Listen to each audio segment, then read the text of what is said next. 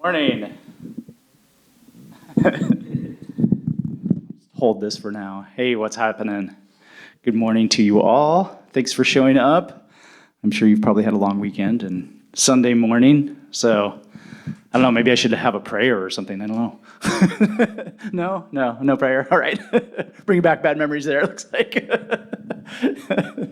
All right, so my name is Peter Nybor. I'm part of the San Jose Column Collective, which is something I help organize. We do live electronic music monthly.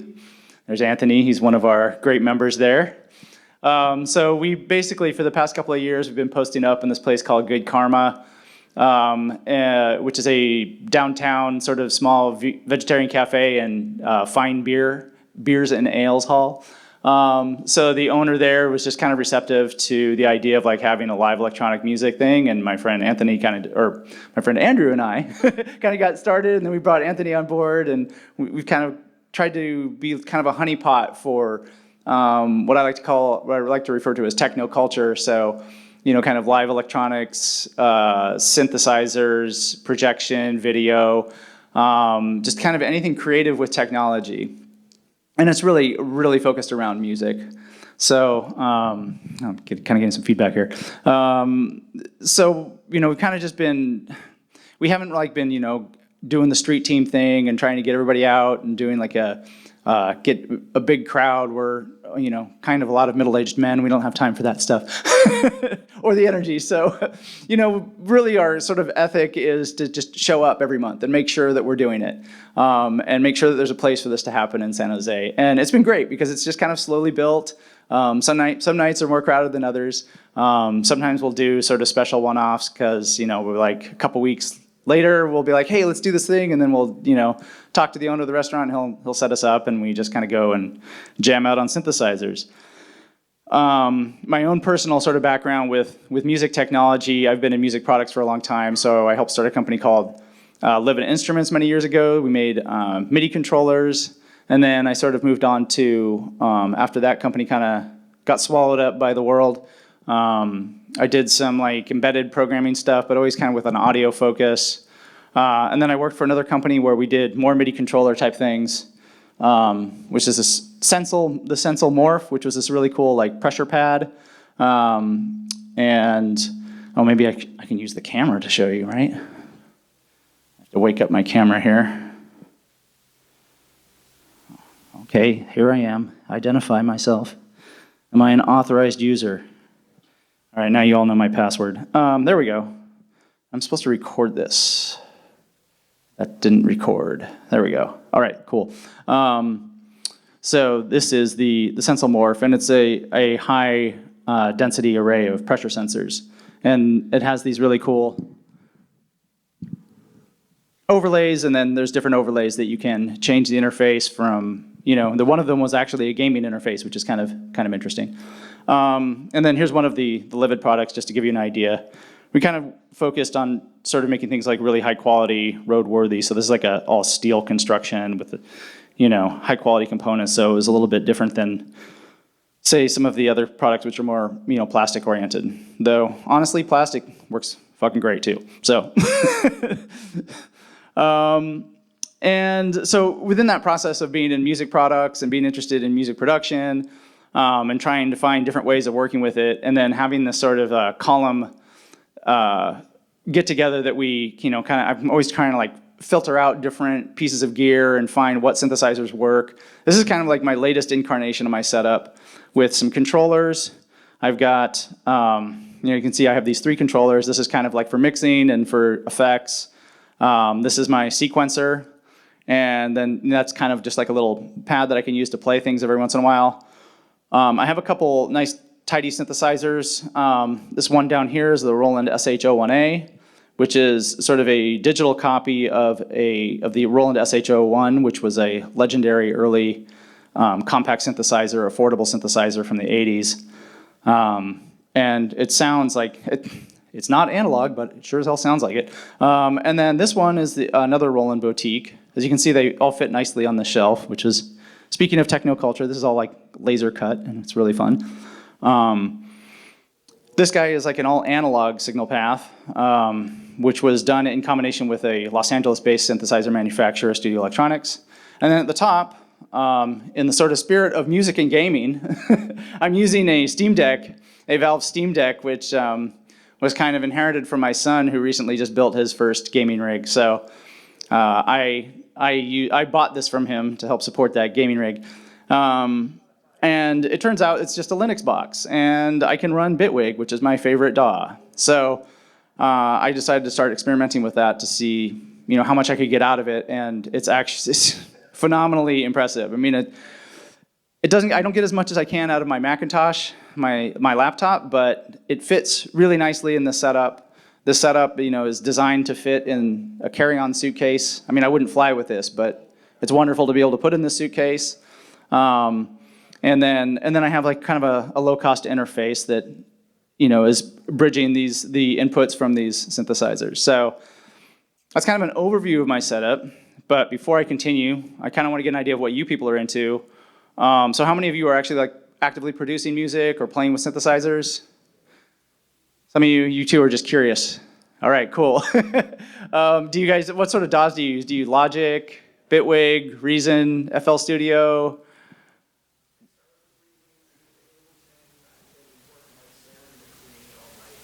Yeah. Right, okay. Yeah. Hardware is can be complicated, and that's kind of why like these things are pretty like, I this SH01A I picked up from along my work journey. So, and then this SEO2 I bought used, and it's actually a really phenomenal. If you're into the history of synthesizers, it's actually like a Moog clone. So it's a lot like a Model D, same sort of thing, but with a few extra bells and whistles. So picking it up used for $300 is a phenomenal deal. But yeah, I have a lot of other things small. I tend to kind of like go towards the small stuff. My day job, I work with a company called Buchla, which is another synthesizer manufacturer. We don't make small stuff, we make big stuff. So that's why I don't have one of the music easels here with me, but a lot of times I will bring that out and perform in this context with it. Welcome. So just giving folks an overview here of some of my synthesizer setup. So with you guys over here, I'm kind of, we kind of have like a range of experience. Have you played with synthesizers at all, or you just think they sound cool and they're intriguing? Yeah. So to kind of give you an idea, maybe I should press play and mute a few of these things, just to give you an idea of the range of some of these sounds. As you can see, I'm not a microphone guy here. I know one of these will let me turn it. There we go.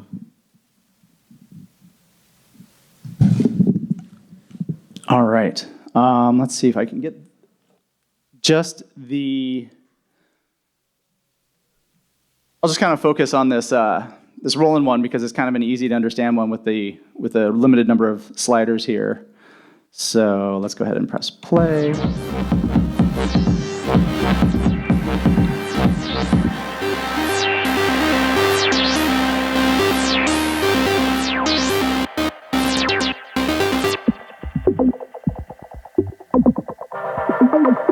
So what I'm working with here is this is kind of the source mixer, and that just kind of gives it the different oscillators or timbres. So I'm going to kind of open up the frequency here. That's a square wave. Doesn't seem like there's much difference between these two, right? But once you start working with them, you end up, there's just kind of different harmonic content. It's kind of the difference between like a trumpet and a saxophone in some ways. Like a lot of times they can sound the same, but once you start digging into them, they're very different. And then this is what's called a sub-oscillator. It's just an octave lower and kind of gives you some meat to it all. So you can kind of mix these different things. Let me turn off the effects here. So that's just the sound source, but then I can shape that. Oh yeah, there's also noise, which is delightful. The filter is always an important part of a synthesis pathway, so this gives you a chance to just pull frequencies out.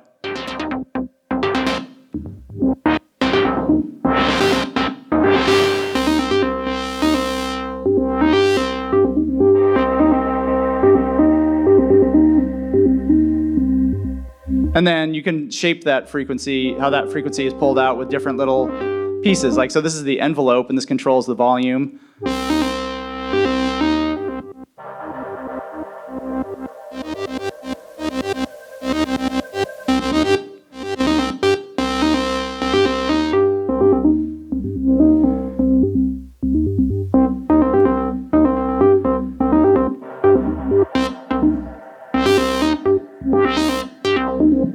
And then, since this is all going into a computer and I have a bunch of effects, then I can start using some of this mixer to mix in effects on it.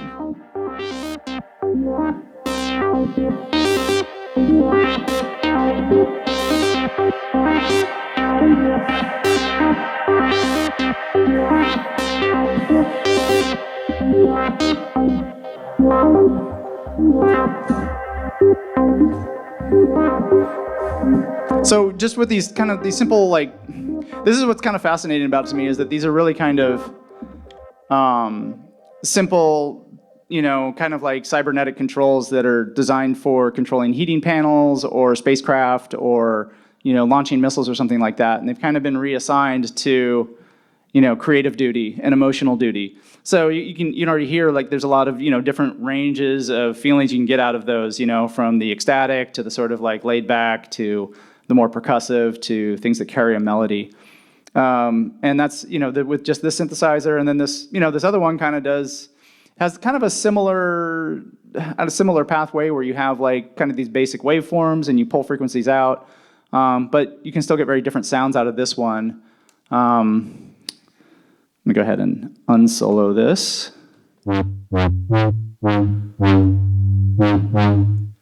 And I can give you, this is kind of a simple way to play it. And again, like, I have these envelopes.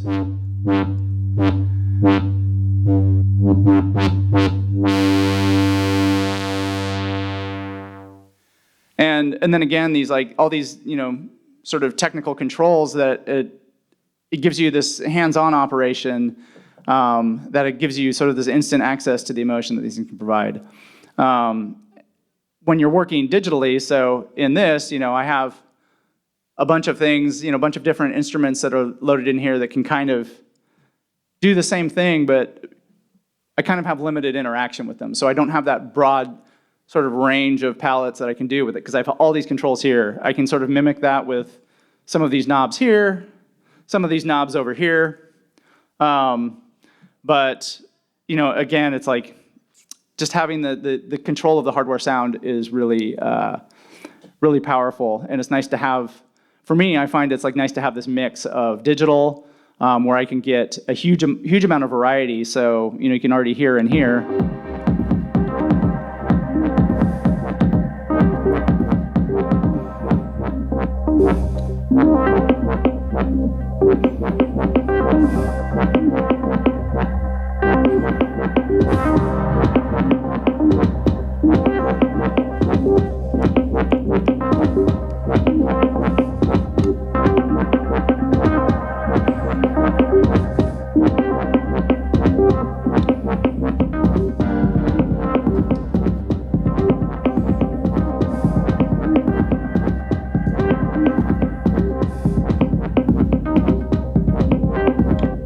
So the other thing that I'm really intrigued by, so what's the difference between this and like DJing?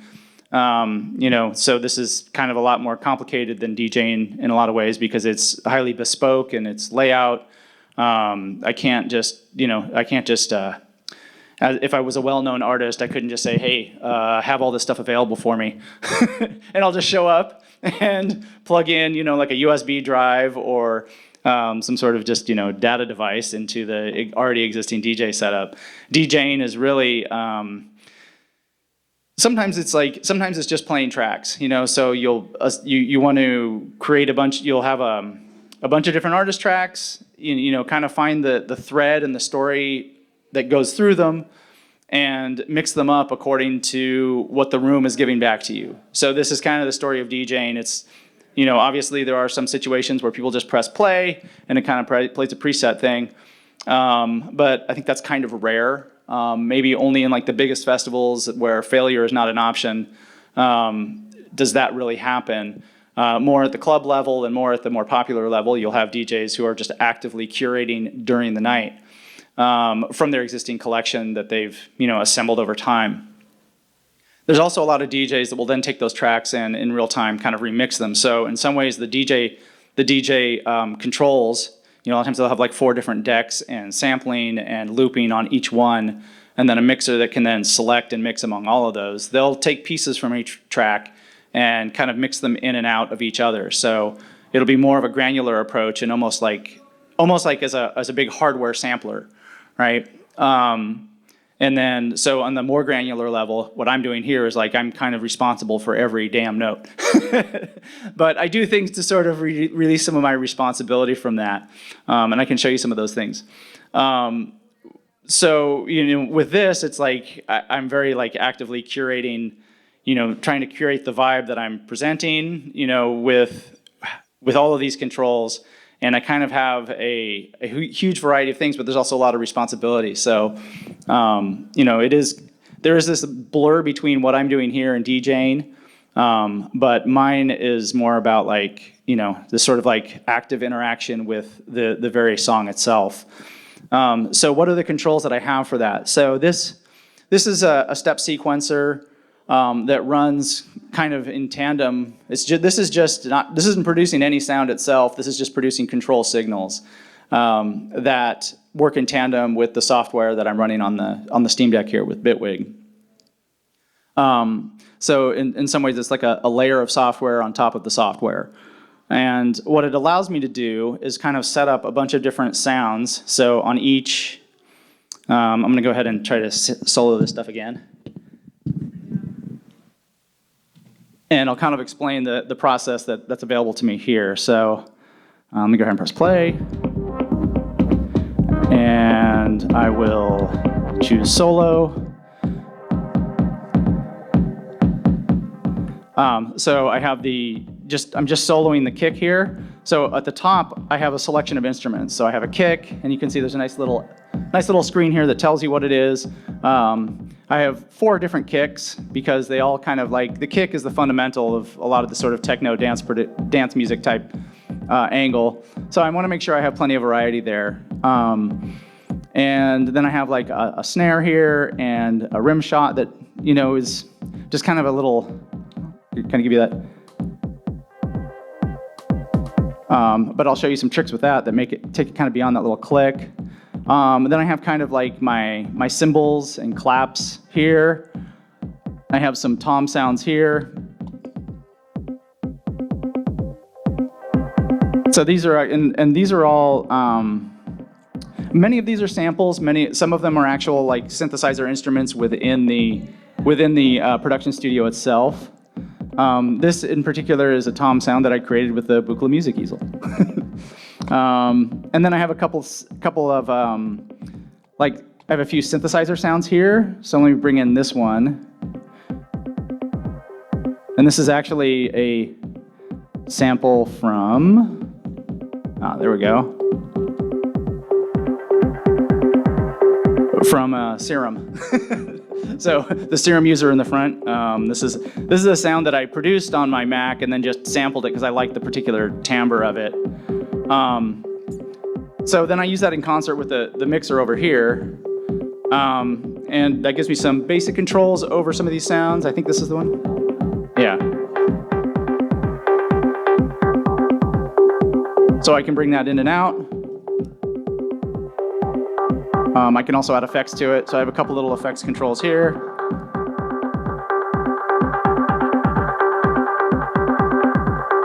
So it kind of adds new rhythm and a new vibe. Now this is just, right now you can only hear one note. Where'd my glasses go? So we got one note, but then I have these nice little kind of macros set up where I can kind of sort of influence the tonality of things. So I'm going to say, okay, well, the Serum track, I want to turn on the pitches now. So now I have like a little melody going. And that melody I'm not playing on a keyboard, right? Let's see if I can actually control the Steam Deck here.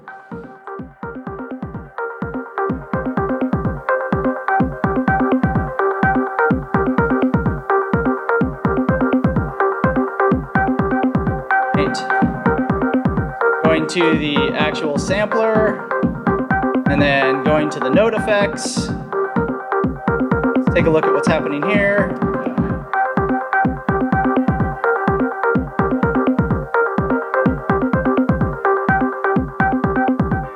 There we go.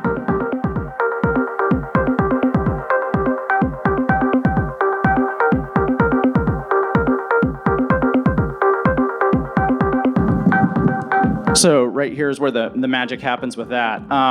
This is just like a little, what's called a modulator.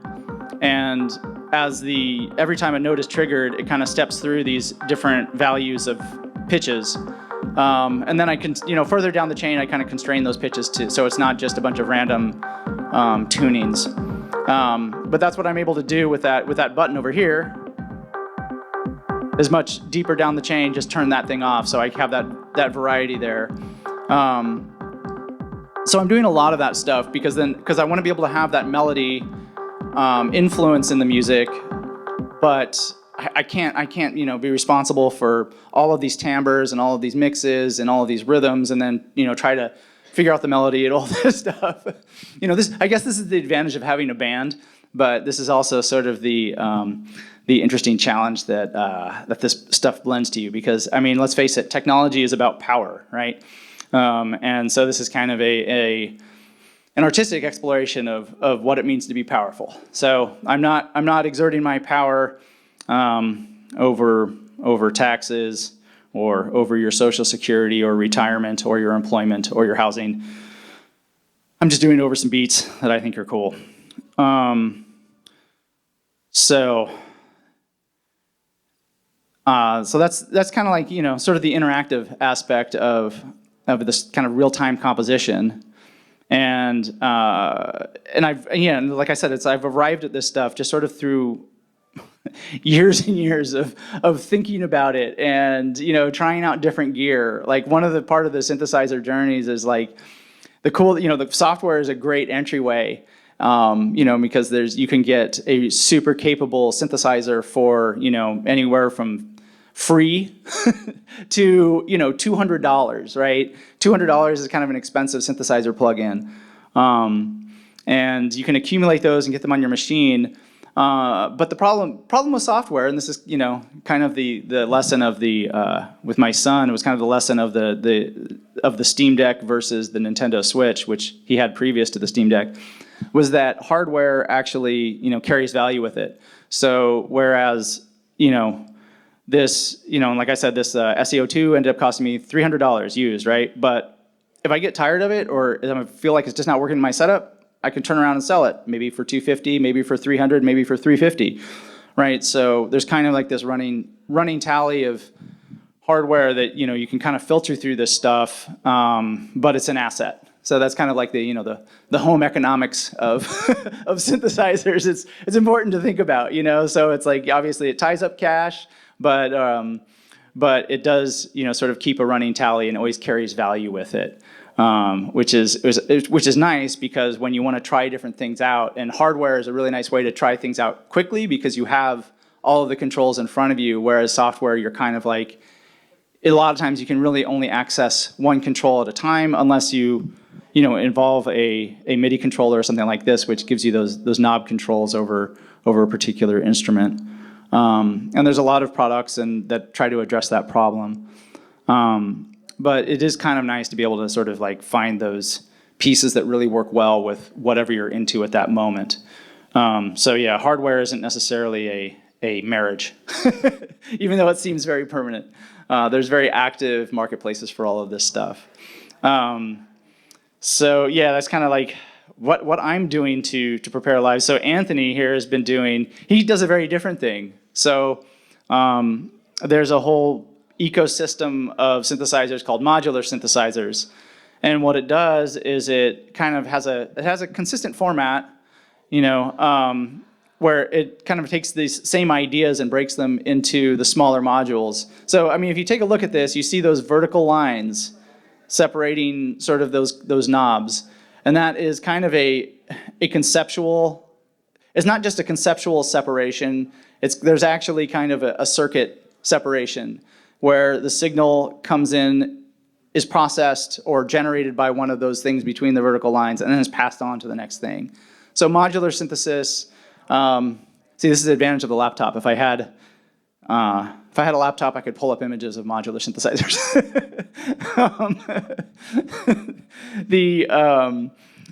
They kind of break out all of those things between the vertical lines into individual pieces that you can then, instead of wiring them together on a circuit board, you have an actual physical wire that you plug into one and then plug into another. And the really cool thing is that with that, you have all these very distinct inputs and outputs from each module. So this is what's called a fixed architecture.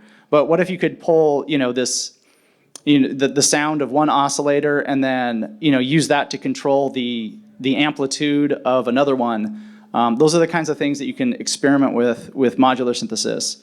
And the interesting thing about that whole thing is that it's an extremely personal journey, because you assemble these modules in a rack. They all kind of take a consistent power. It's called Eurorack, is the standard, and they take a consistent power and they have a consistent size, and you put them in a box, and then it becomes your own synthesizer. So I have two things here that do a particular thing.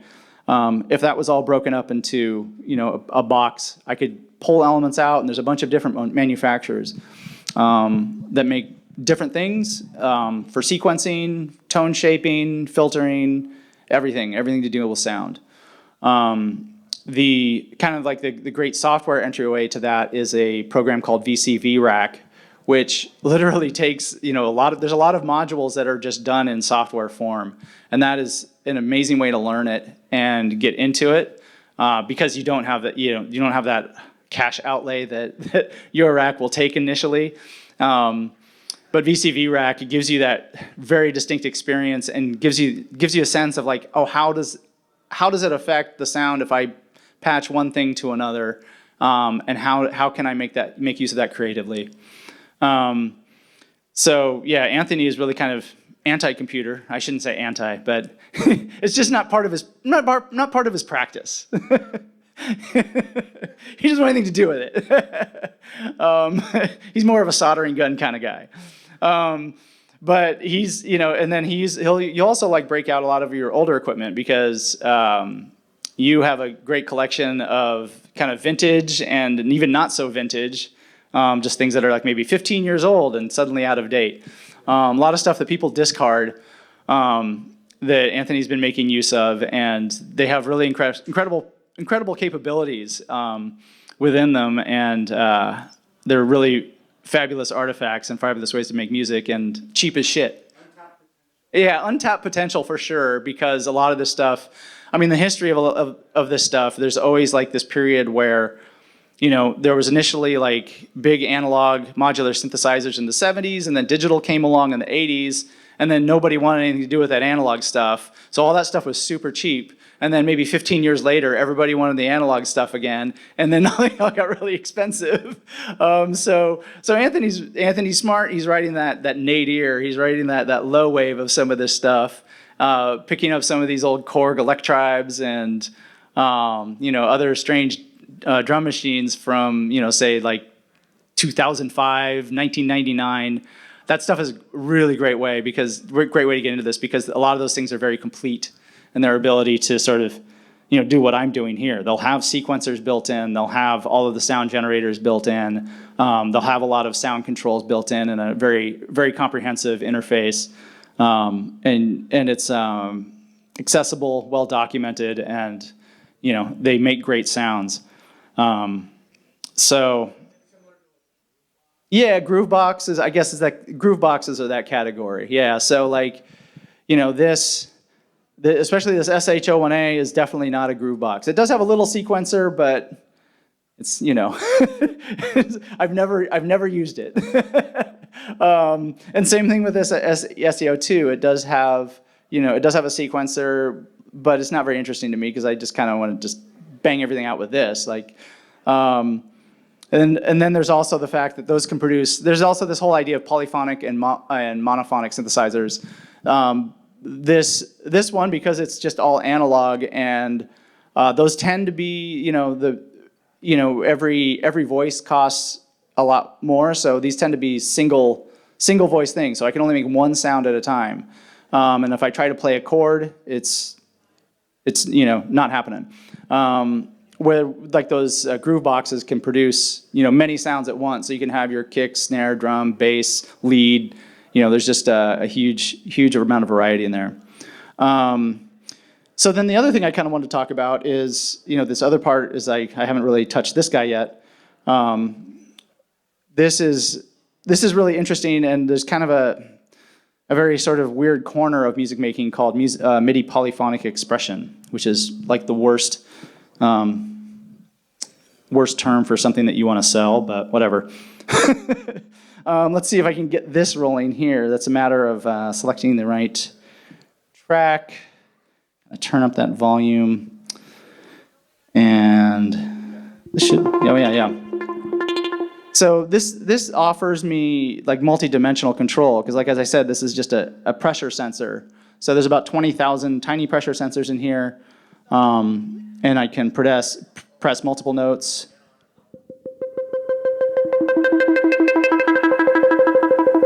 And as I move up and down the key, I'm actually kind of giving that slider action and controlling the filter. And then I can also pitch bend at the same time.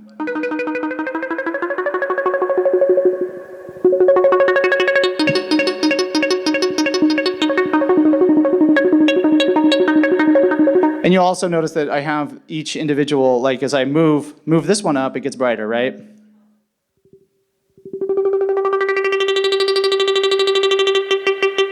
And I introduce the second one.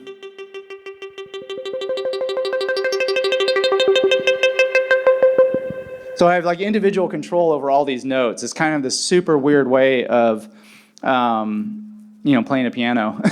And so, the piano interface here, we had a bunch of different ones, like Drum Machine. We had this cool one called the Buchla Thunder, which was, I should have brought that one because it's totally boss. But it's much more conducive to this type of like sliding and moving around because it's kind of like shaped more for your hands and it has bigger affordances. But when so for this I'm gonna get rid of some of these solos here.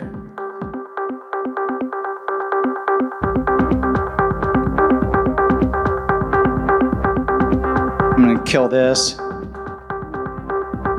Oh, that wasn't it, that was this guy.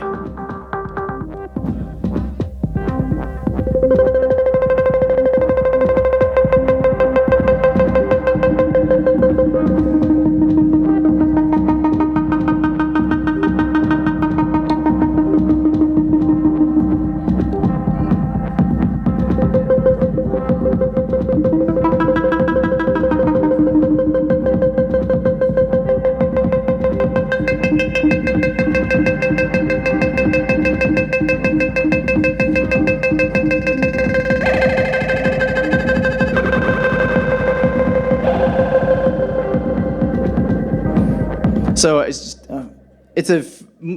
funny because this ability to control instruments like that has been kind of baked into software for a little while, but there's not a whole lot of controllers out there that give you this ability. This one is not even available anymore, sadly. But that goes on kind of the next sort of interactive toy that I have to deal with is that system, the whole system of being able to address a note and not just have its like pitch set up by when you hit a key and have its like pitch and maybe loudness by how hard you hit it. That's kind of like been the piano, and that's kind of like all the piano model and the model that most MIDI controllers work with, any sort of like piano type interface for your computer. Since the addition of MPE, we have this additional controls for each note where I can affect the timbre and the pressure and all this cool stuff. So it's designed for this type of thing, but I can sort of pervert it. And on this step sequencer, I can actually have control over those little elements on each step. So let me give you a quick demo of that.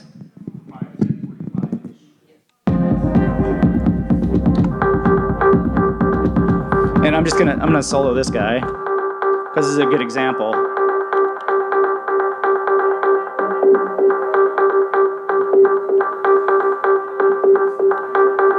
Turn off the effects there. Wait, there's more effects.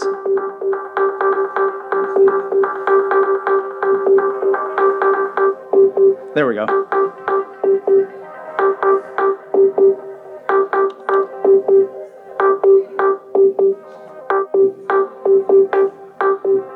So you can hear as I go through these steps, you can hear how that tone is modulating. I can give a maybe more distinct example. So this is sort of the default if I'll activate these 3 steps. And now I'll bring the timbre down, which is sort of the same thing as when I was sliding up and down the key.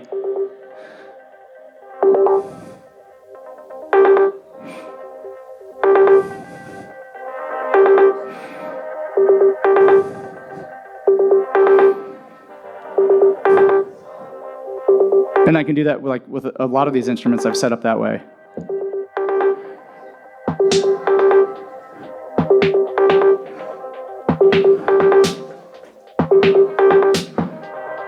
So now I have this sort of, it's almost like an additional rhythm that I have within the track itself, because now I can provide a rhythm for not just when the note occurs, but also kind of what it sounds like.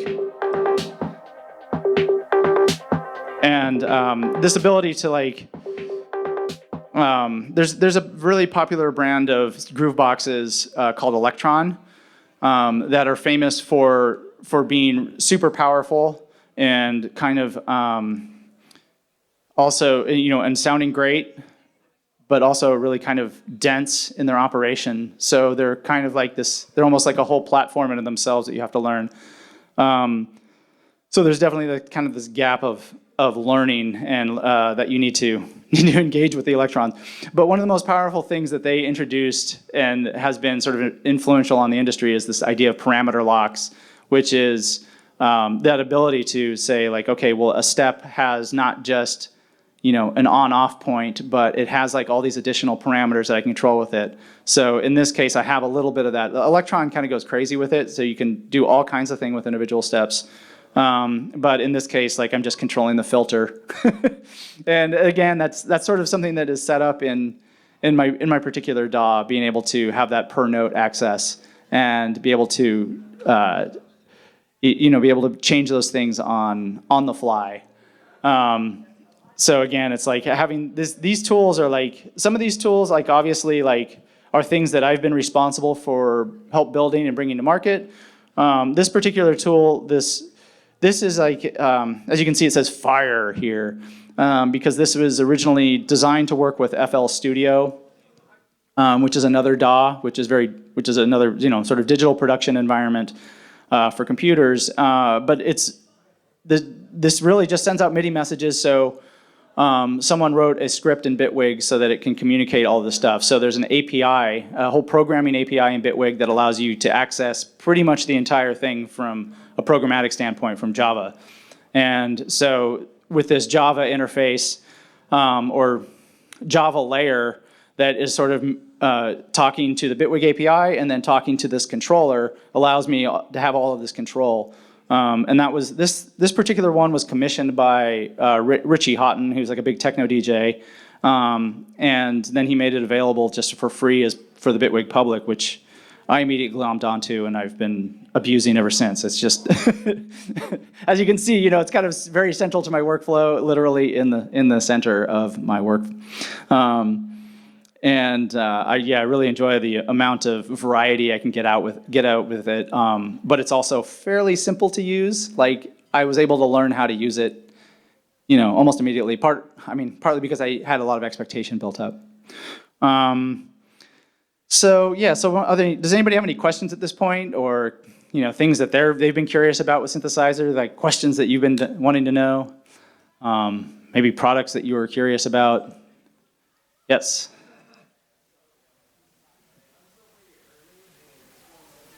Yeah.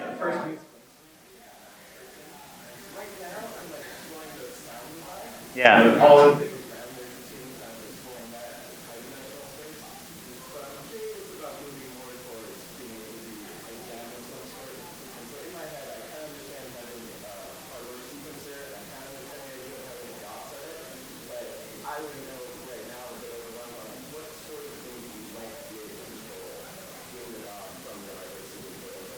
Yeah, I mean, really, like, filtering is super powerful, right? Because it's a very, like, that's a very distinct thing that's like, it gives you an immediate response, that high pitch, and then, oh, wait, suddenly it's kind of dead, as you can hear in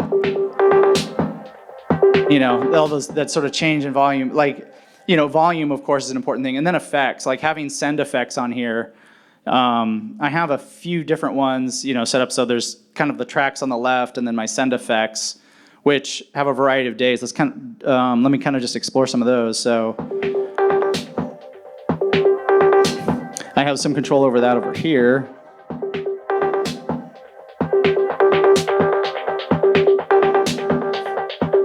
And of course, I'm not hearing it really.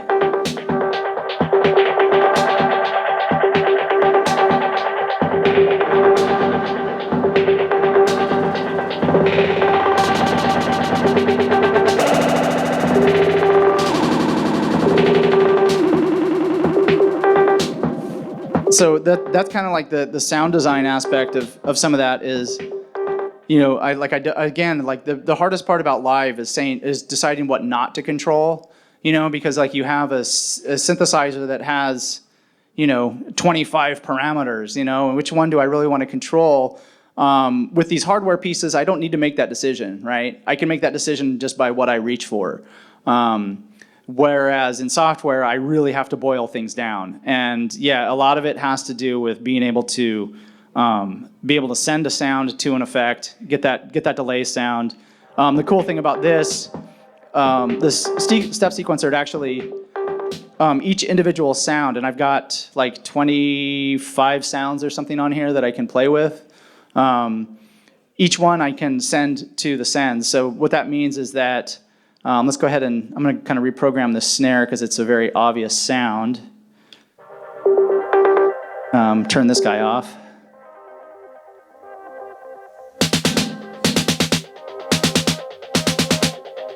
And now I'll just send it to, that one's not working, but I don't know what's going on there. Here, this should work.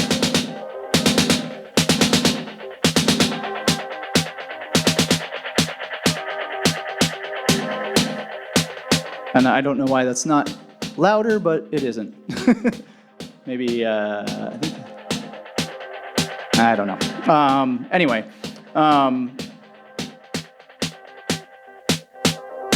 So I can send this to that effect. If I do it over here, it's going to be global for every sound. So now I can go to this one. And that doesn't have the delay on it, and I can choose to bring that into the delay if I want to.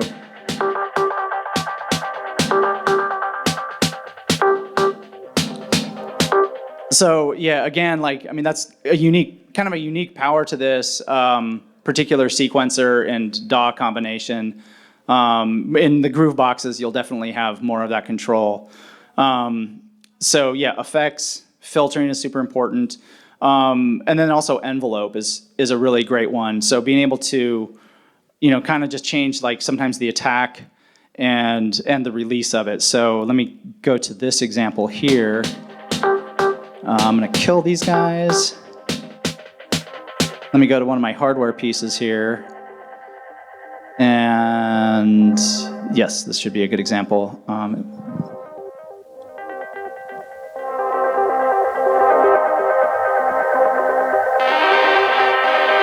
And for some reason it's super quiet, so let me... This is also a problem performing live. What the hell is going on?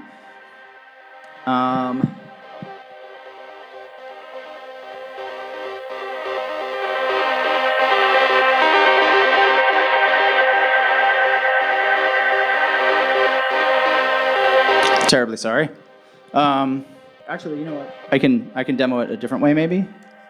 No, I've completely lost my volume for my synthesizers, and it appears to be muted for some reason.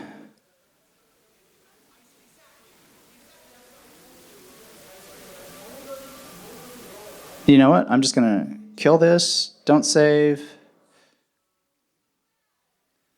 Because I don't want to troubleshoot.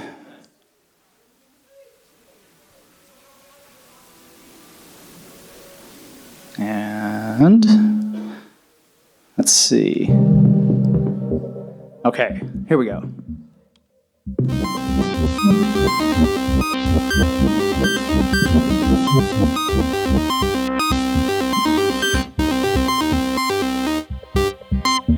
All right, so I am controlling the SH01A. So just to give an example of the envelope, right? You can kind of make it just sort of really short, and then kind of do percussive things with it. And then you can really kind of build up the energy by just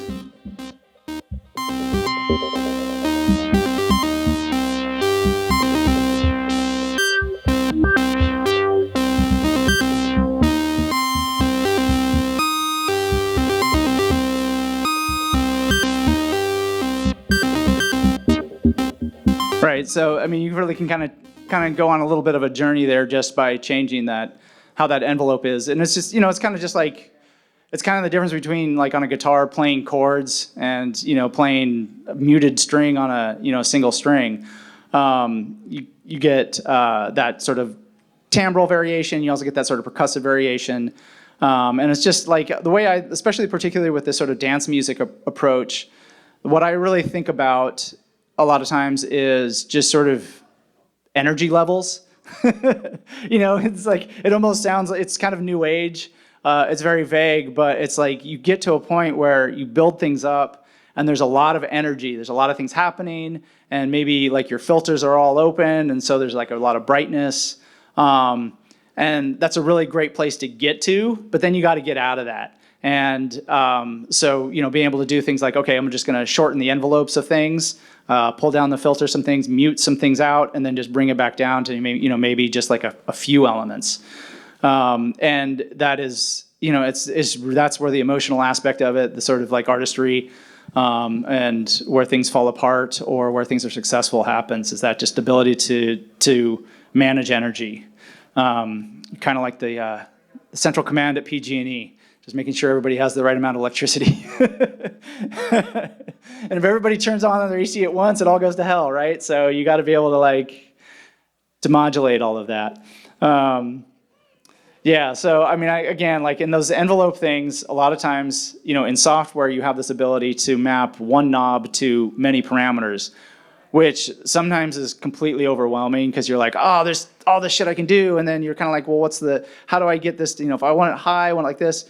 And so it's just like maybe taking like 3 parameters and mapping them to a knob and then trying to adjust like, okay, what happens when the knob is all the way up here, set it up a particular way, and then turn the knob all the way down and make sure it's kind of at, you know, then sort of the opposite end of the spectrum. So then when you turn that knob, a lot of things will, you know, happen. I think I have some examples of that here. Let's see. Yeah, I guess so. This, what do I have here? I have. Am I on?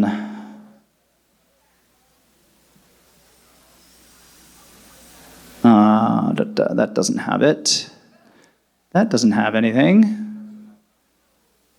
See this? I just kind of gave myself a lot of controls.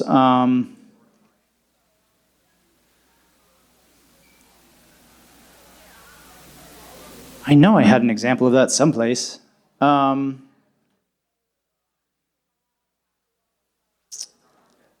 not. All right, well, after all of that, I do have some things like that are mapped in here that are more like just some of the LFOs and things like that I'll do that with. But it is a powerful component, even though I can't show it to you. Yes.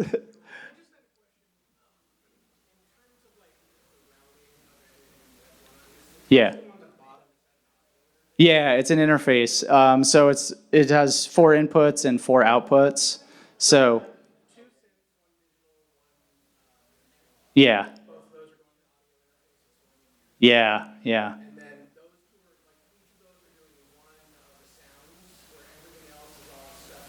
yeah. Exactly. Exactly. Yeah. So kind of like the bulk of it is in the DAW, but these have such like a great sound, and they have like a very particular they have a very particular sound, and they also give me a lot of control over so I have a broad range of control, whereas like something like um,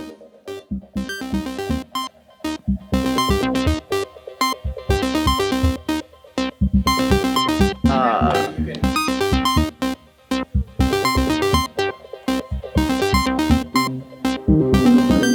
yeah. So like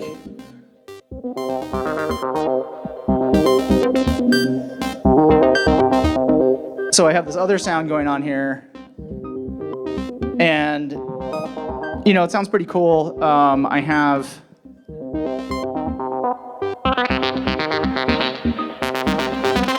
kind of I can. It has like like I have this knob mapped nicely to really it's just the filter, but the particular timbre of the sound lends itself, and then to like a good variety within that. But that's the only control I have.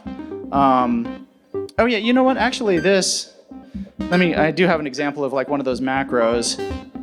Now that I look at it,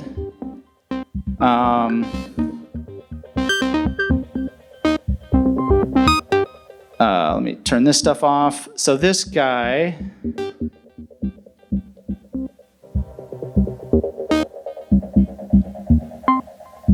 should be making noise, but it's not.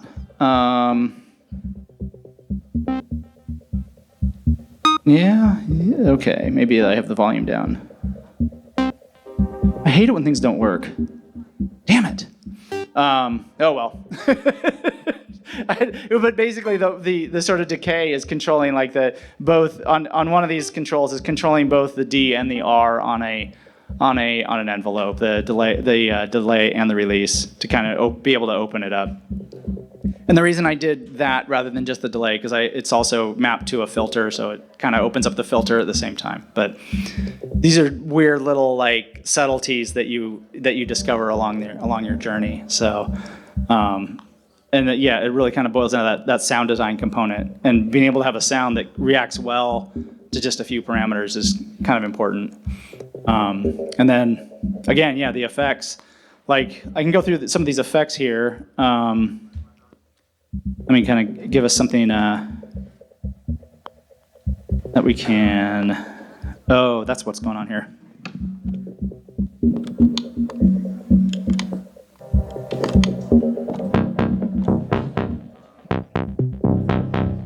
Yeah, so this was the example of the sort of decay. That's actually multiple. There's actually multiple parameters matched to that. So it doesn't seem like it, but. It wouldn't have that character if I didn't. So this is actually a good example for the effect. So this one,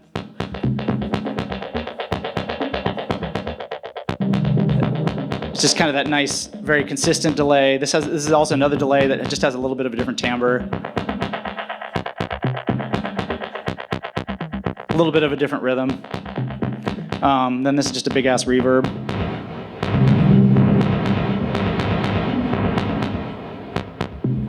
And then I have this super weird delay here.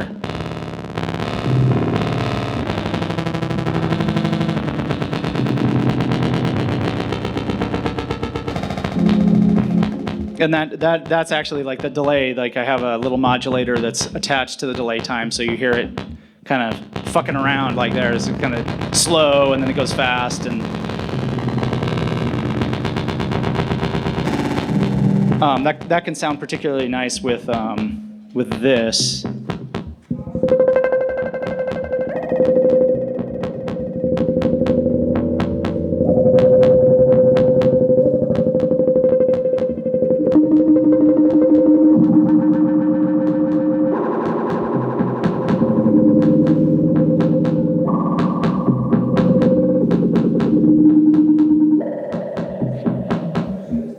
kind of adds a really nice like spacey trippiness to it.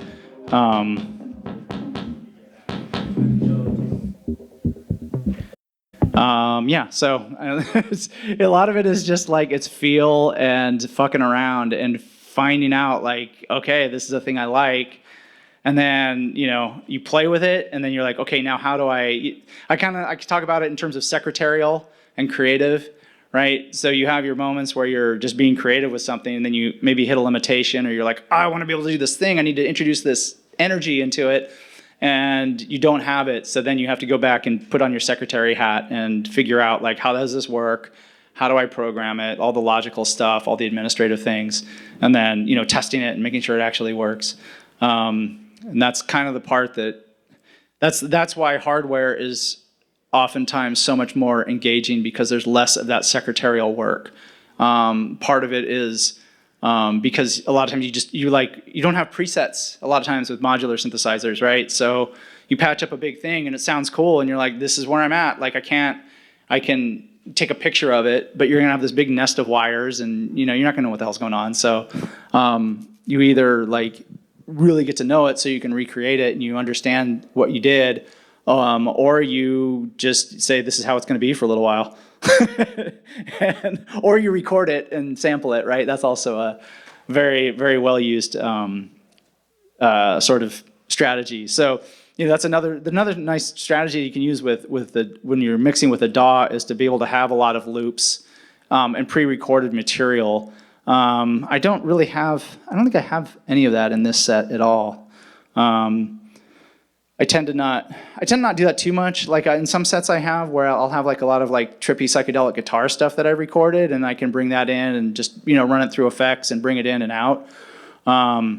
And that can be really nice. Some people will just, have almost all pre-recorded stuff, especially if you're doing, that can be a very like good strategy if you're doing a lot of gigs because you don't want a lot of variance from gig to gig to gig. Because there's just so many points of failure.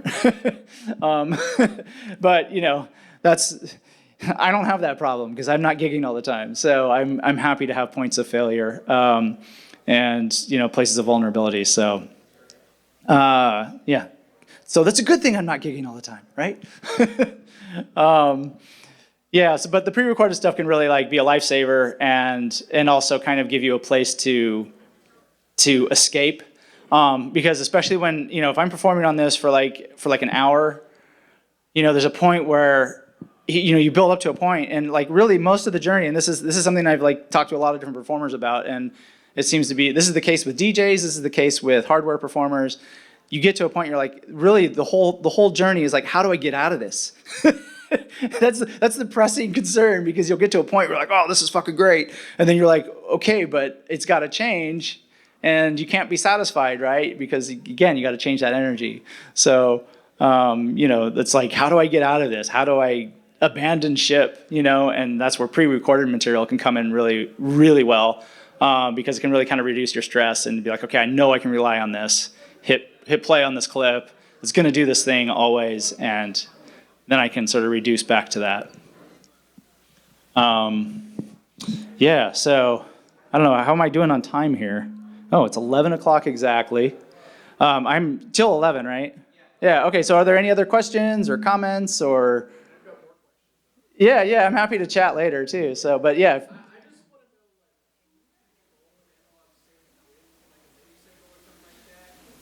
Almost, yeah, that's the case with almost all, like, except in like, some older synthesizers from before the 80s. So, the control scheme here that we're using is MIDI. If you're not familiar with that, it was introduced in 1983 and really hasn't changed much since, which is, as far as technical standards, is amazing. But it also sort of highlights how difficult technical standards can be, especially in a small industry like music products. Because it's like, yeah, the community was small enough that they could agree on the standard in 1983. They made it happen, but it was good enough that it's still useful. And now it's used not just for synthesizers, it's used for lighting, it's been used in theme parks for show control. I mean, because it's like, you can just be like, it works. It's very, a lot of people know how it works. So you can bring new people on, and there's a lot of built-in infrastructure around it that it does what it does and does it pretty well. So, yeah. It's also, and just sort of tangentially, like the cool thing about it is that, music relies so much on history and technology does not. Right? I mean, it builds on its history, but it's so willing to abandon its history and say, fuck it. No one's designing a mouse and being like, I want to make this mouse and I want to make it like those cool mice from 1983. No one's doing that. Right? But with synthesizers, that's constantly a thing, right? Because you have a repertoire that's part of music, sheet music and, the consistency of instruments, and being able to go to Paris and play a piano and go to, Kinshasa and play a piano and it's going to be the same thing. So there's some of that baked into this technology and MIDI is one great example of that. So yeah, any other questions, comments? Yes?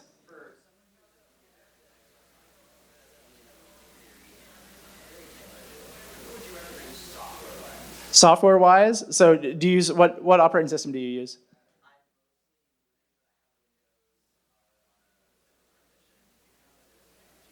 Yeah. So Linux, like if you just want to get started, like I think Reaper is a really good example or a really good DAW.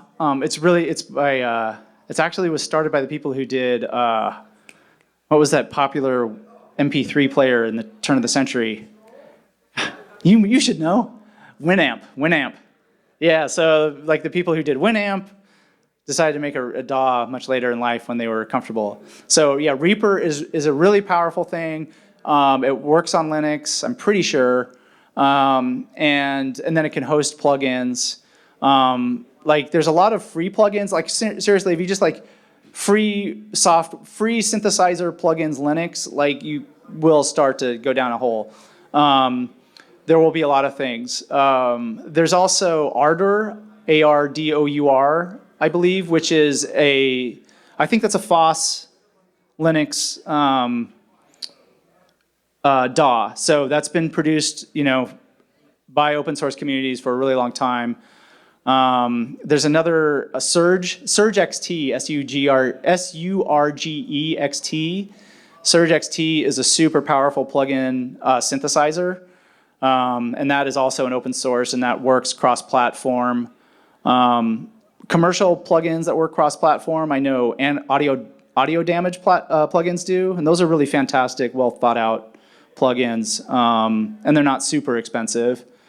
And then Bitwig is not a cheap DAW, but there are like affordable versions of it, and that runs on Linux. And there's like Bitwig 8-track is in 16-track, I think. I forget what they call their introductory version. There's like free versions of 8-track floating around. I really like Bitwig because it kind of is more like working with a hardware synthesizer conceptually, because you kind of always have like these abilities to bring in LFOs, bring in step sequencers, bring in, little bits of data that will just do something, and you can easily attach it to a parameter or to a synthesizer, and kind of get things rolling quickly. I don't know if you've ever seen Ableton Live, but it's, yeah, okay, so it's kind of similar in that regards.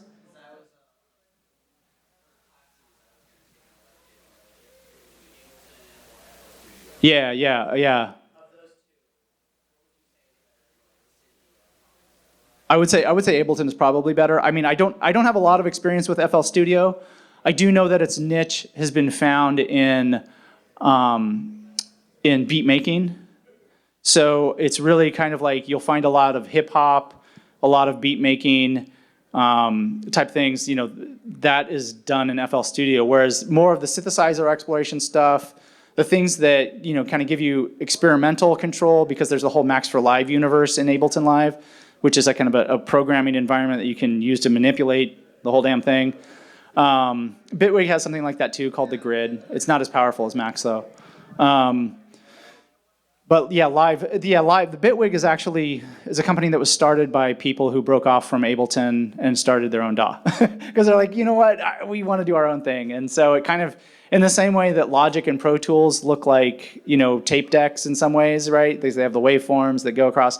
there's that notion of the clip grid that you have in Ableton Live. There's that, and as a starting point, and that's in Bitwig too. But once you go from there, it's very different. But it's kind of familiar in the same way that like meatloaf and hamburgers are similar. Maybe that's not the best example. Yeah. Any other questions, comments? Oh. Which one? Oh, Vital. Yeah, that's also, yes. Yeah, Vital is. Yes. Yeah, Vital is really great because it's a particular type of synthesis called wavetable synthesis. I won't go into the particulars of it, but you'll find that there's FM synthesis, there's kind of analog style subtractive synthesis. There's the weird shit we do at Buchla, which is additive synthesis. And then there's wavetable synthesis. It was just a form of digital synthesis. Then there's physical modeling, and so there's all these different weird ways of fucking with sine waves. That's what it comes down to. It's just manipulating sine waves in some way. What's that? Yeah, exactly. Yeah, building up sine waves in various combinations. So, yeah, I don't know. I think I'm out of time here, and I appreciate you folks coming by and listening to what I have to say. Stay curious. Yeah, if you want to have any questions, I'll be around for a little bit. So happy to talk about this stuff. All right, thanks.